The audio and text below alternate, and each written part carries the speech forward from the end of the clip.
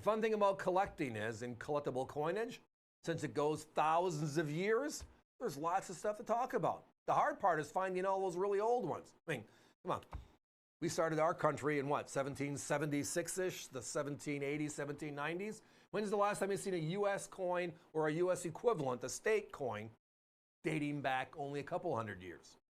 So every once in a while, we have an opportunity to go back in that time capsule and go back 1600 years, the Roman Empire, and find some of their beauties. And tonight, well, it's the best. And it's not just the best, it is the best with the best grade. Look at this is an NGC certified about uncirculated, which means this coin, which dates, as the certificate says, 372 to 307. We're in 2024 right now. It's almost 1,700 years ago. And it looks better than our colonial American coins. And it's not just a coin, which would still be a coup. It is the coin of the Emperor of Rome.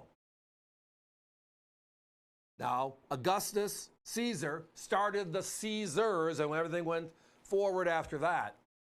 But the person that held the reins just as long as Augustus was this gentleman here, known as Constantine I. He's also nicknamed as Constantine the Great. One of the greatest Roman emperors ever. This is what is called a bronze cent. The beautiful part about all our ancients is we work with NGC to certify them all and to quantify the condition of the coin, knowing they're that old. So when you can see a coin and read its detail, it's great. And when you can look at it when it's this perfect, we're talking about a coin that's almost uncirculated. The grading scale was 0 to 59, and 50 to 59 is the AUs.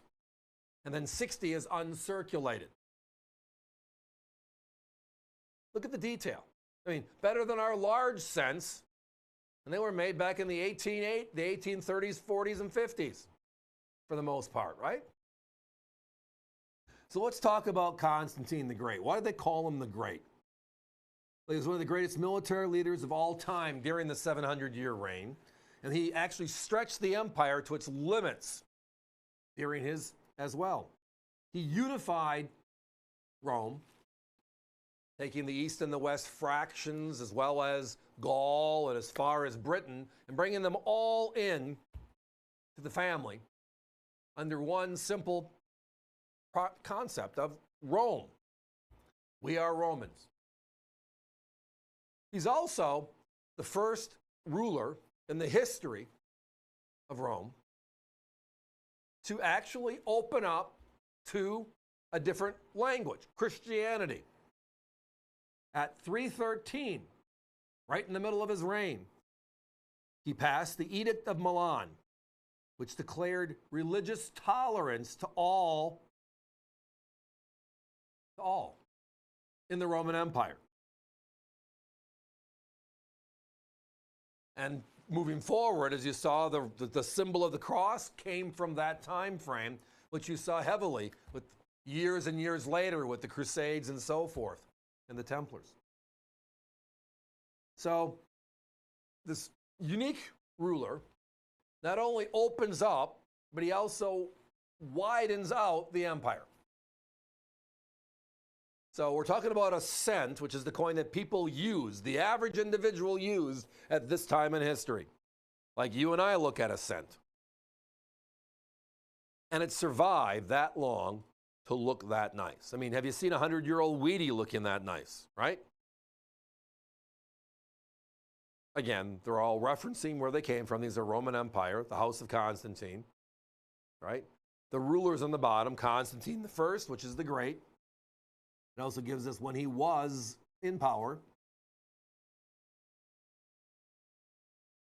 which was 27 to 37, pretty much is where this coin came from. Just a beauty, an outright beauty. Now, our phones are very busy when we do bring out ancients. A lot of them are Roman. Every once in a while, we'll find Greek or others. It's always about certified coins, authenticating the real. The story card always comes with it to give you a little extra just to keep it going.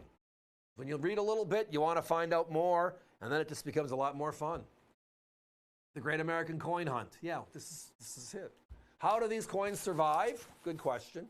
Lots of theories, but one of the more logical is when they went into battle, right? They would always bury their monies that they would use to pay the troops at that particular time. And then, if they were not overrun, they would come back and unbury them and then take them on and move forward, etc. But if they were overrun, this cache of coins is now a treasure. That's where a lot of this stuff pops up years and years later. Not intentional, just kind of happened. Look at the detail on the reverse of this coin. Alt-right, special. Guys, we're down to single digits. I got to put a 1-minute clock up. So a Morgan dollar, a large cent, a Barber quarter that looks this nice. It's 120 to 150 years old. What are they worth? They were this nice. Now we're going back to the house of Constantine, Constantine the Great, one of the greatest rulers of Rome, the 700-year behemoth. And it's certified this high of a grade. Now my competition, they have them between 150 and 225. Theirs are not certified. Now they look real, and I trust that they are. But then you got to pay to have them certified because you want to have a certified coin, right? Because that way you know exactly what it is, and everybody else does as well. Ours includes that fee and spells it out cleanly for you. And you're only going to get AUs. Called the AVC way, a V for value, but just kind of the phrase of, well, it's the best of the best, and you got to call us and you got to join us because, again, a 1,600-year-old coin, this nice, for under $100. That's special.